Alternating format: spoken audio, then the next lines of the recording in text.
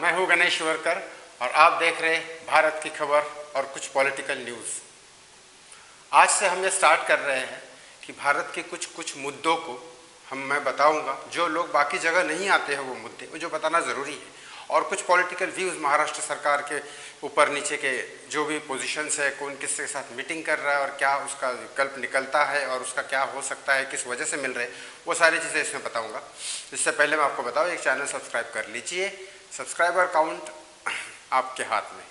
Okay, so first thing साथ मैं दो चीज़ें डाली थी कि शरद पवार ने ऐसा क्या बोल दिया।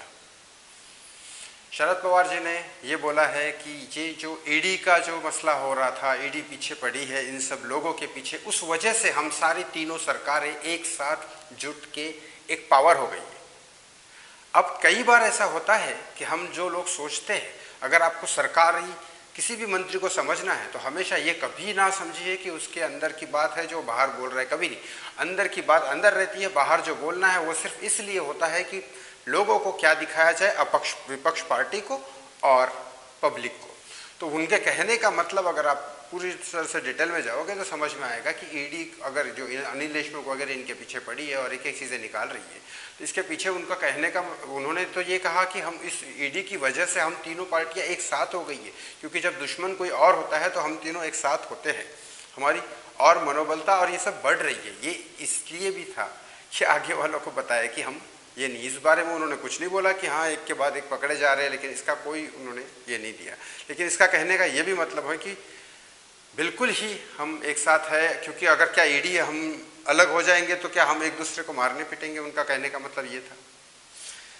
ये भी होता है कि हमेशा जो मंत्री बोलता है उसके अंदर की बात कुछ और होती है और कहना कुछ और होता है। उनका कहने का मतलब ये भी था कि बीजेपी अब उनके पीछे पड़ी है, बल्कि अनिल देशमुख को पकड़ने का फैसला जो था केंद्र सरकार की कोर्ट से नहीं था, हाई कोर्ट की तरफ से था। तो उन्होंने ये सारी चीज़ें तो बिल्कुल ही नहीं की, उन्होंने सिर्फ कहा कि नहीं। तो ये पवार साहब पता नहीं अभी क्या उनका, क्योंकि उनको समझना इतना आसान नहीं होता है।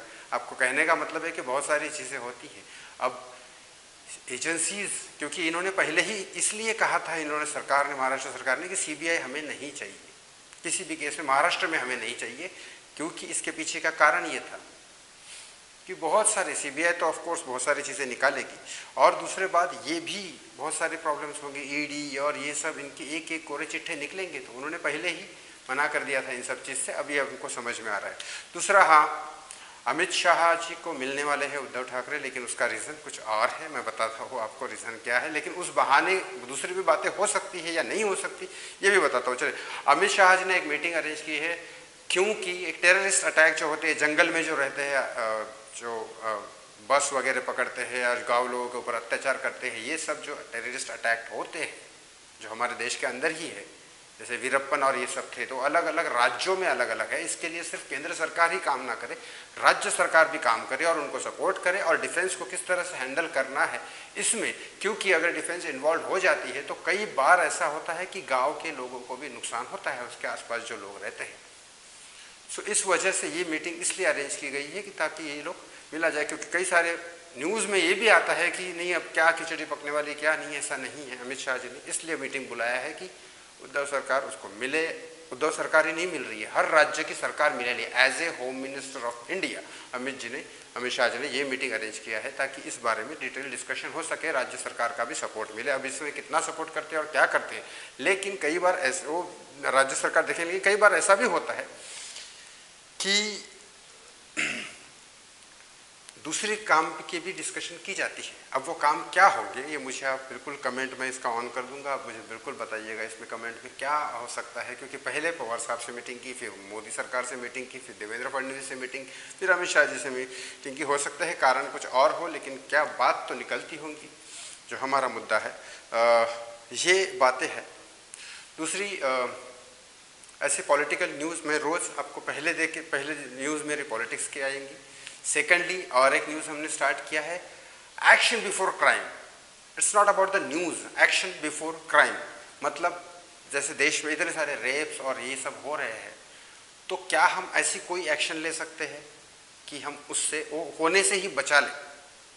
किस तरह से हम आगे वाले को इंटेंशंस पहले ही समझ जाए, या फिर अगर वहाँ पे अगर जाते हैं तो क्या हम सेल्फ डिफेंस या ऐसा कुछ सिखा सकते हैं ऑनलाइन। ऑफ कोर्स मैं ऑनलाइन ये सिखाना चाहता हूँ आप लोगों को, और ताकि वो सेल्फ डिफेंस की वजह से शायद, क्योंकि वहाँ से दो तीन टेक्निक्स ऐसी होती है जो बहुत सिंपल है, आप ऑनलाइन भी सीख सकते हो, आपके भाई पिता बहन माँ के साथ करके थोड़ा सीख सकते हो ट्राई के लिए, और फिर उसके बाद इंस्टेंट अगर आपको भगवान करे ऐसी ज़रूरत ना पड़े, अगर करे तो पड़े तो आप वहीं पे वो अटैक करके आप भाग सकते हो वहाँ से, एटलीस्ट उस टाइम आप प्रोटेक्शन ले रह सकते हो। तो इस ऐसी ही चीज़ें एक एक करके action before crime, cyber crime होते हैं तो हम उससे पहले उससे कैसे बचें, रेप्स या फिर बहुत सारी चीज़ें होती है क्राइम में, बहुत सारी चीज़ें आती है, चोरी होती है, मर्डर होते हैं, इतनी सारी चीज़ें, इंटेंशन सबके अलग अलग होती है क्या, तो हम इस चीज़ को पहले कैसे बचें, इसके लिए सेकंड न्यूज़ मेरी आएगी एक्शन बिफोर क्राइम।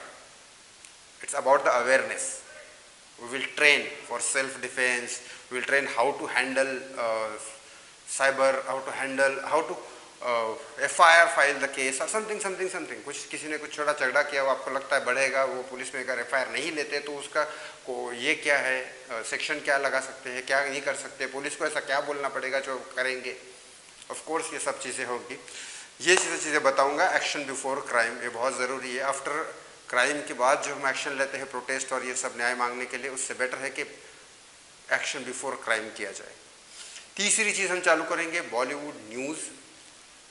ये मैं इसलिए बता रहा हूँ, बॉलीवुड न्यूज़ इसलिए बतानी ज़रूरी है कि बिकॉज एक तो एंड ऑफ द डे हम स्टार्टिंग जो हमारा हुआ है सुशांत की वजह, तो Sushant is from the Bollywood और यहाँ की हलबली और कल्चर ही हमें जानना चाहिए। ऑफ कोर्स हम देखेंगे किस तरह से मोड ले रहा है, क्या ले रहा है, क्योंकि ये भी हमारी एक जीत थी कि हम किस तरह से, और अभी थिएटर ऑन होने वाले हैं, अंदर की क्या खबर है, क्योंकि I am from the Bollywood तो मैं वो चीज़ें बताते रहूँगा आपको।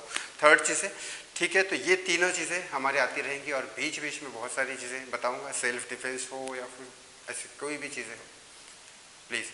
So thank you so much for watching me. Please ये काफ़ी दिन से मैं नहीं आया था because of I am busy for my personal own work, और मेरी ये बिल्कुल मैं चाहता हूँ आप लोग कि ये शेयर कीजिए हर जगह, क्योंकि मैं जितनी भी चीज़ें बता रहा हूँ ये कहीं न्यूज़ में नहीं है, ये अलग है, वहाँ से निकल के मेरे पास आती है। जो political news Marathi personal reporter से आती है, क्योंकि मैं 1-1.5 साल इनके साथ हूँ, आपको पता है सबको। बॉलीवुड में मैं हूँ, छोटे छोटे लोगों से बहुत बड़ी बड़ी खबरें आती है, वो मुझे बताते हैं। बाकी एक्शन बिफोर क्राइम ये मेरी पर्सनल सोच है कि मैं इस चैनल के थ्रू आप लोगों को बताऊं, और बिल्कुल ये तीनों चीज़ें आप जहाँ जहाँ हो सके शेयर कीजिए। Thank you so much.